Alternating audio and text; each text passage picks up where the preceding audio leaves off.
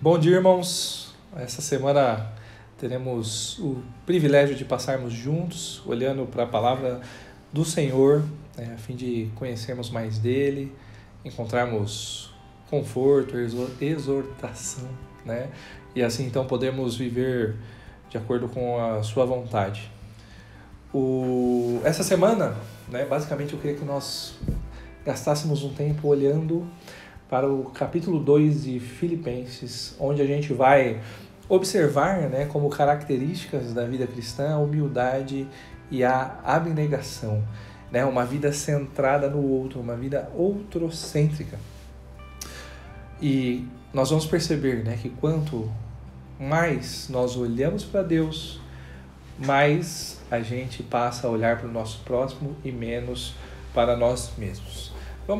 Vamos ler então o nosso texto de hoje, Filipenses 2, e aí dos versículos de 1 a 4. Se por estarmos em Cristo temos alguma motivação, alguma exortação de amor, alguma comunhão no Espírito, alguma profunda afeição e compaixão, completem a minha alegria tendo o mesmo modo de pensar, o mesmo amor, um só Espírito e uma só atitude. Nada façam por ambição egoísta ou por vaidade, mas humildemente considerem os outros superiores a si mesmo. Cada um cuide não somente dos seus interesses, mas também dos interesses dos outros. Existem muitas necessidades, são muitos desejos, e quando a gente vive em comunidade, quando a gente vive em um grupo, isso se torna um desafio bem grande, o desafio de nós trazermos harmonia, unidade diante das várias necessidades que temos, cada um como indivíduo, cada uma das famílias. Só que aí a gente tem um obstáculo que se torna então um fator dificultador. O pecado, ele nos atrapalha. E mesmo nós sendo crentes, nós sendo igreja do Senhor Jesus, mesmo nós tendo a presença do Espírito Santo nos auxiliando, ainda assim o pecado ele nos atrapalha, O fato de nós pertencermos à Igreja de Cristo não nos torna imunes de então, infelizmente, sentirmos os efeitos que o pecado traz sobre nós, Então é por isso que Paulo ele escreve então aqui Filipenses 2. Paulo sabia que então ali na igreja de Filipenses havia muitos problemas de relacionamentos que estavam ali minando a comunhão que aqueles irmãos deveriam estar desfrutando então em Cristo. Ele sabia que a origem desses problemas estava ali no egoísmo, estava na vaidade, e então ele vai direto ao ponto. Vocês, meus irmãos ali da igreja de Filipos, vocês devem buscar a unidade em amor. E como? Abrindo mão dos seus interesses. Quando nós olhamos para o versículo 3, se nós pudéssemos imaginar um organograma dentro da igreja, dentro do contexto da igreja, dentro do contexto cristão, a visão bíblica, o organograma é que você sempre deve se considerar abaixo do outro. O próprio apóstolo Paulo, aparentemente, ele já inicia a sua carta dessa forma. Se você ver como ele inicia as suas cartas, em sua maioria ele vai se identificar, Paulo, apóstolo de Cristo, mas quando olhamos para Filipenses 1, nós vamos encontrar ele Paulo e Timóteo, servos de Jesus Cristo. Ele vai dar então o exemplo já de início do seu argumento, que ele iria discorrer então pela carta, para não dar espaço para desculpas que poderiam surgir. Dentro da vida de igreja, muitos são os desafios para que a gente viva realmente a unidade em amor, para que a gente viva realmente em humildade, em abnegação, desprendido.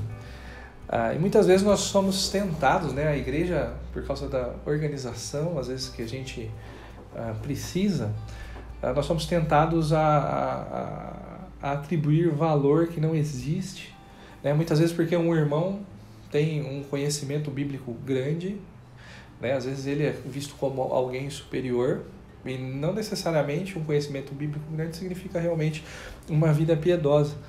Muitas vezes a gente, né? E isso acaba sendo pior. A gente se considera superior justamente porque estamos tendo a oportunidade de estar tendo um ensino bíblico maior, tendo acesso ao conhecimento de Deus de uma forma mais profunda.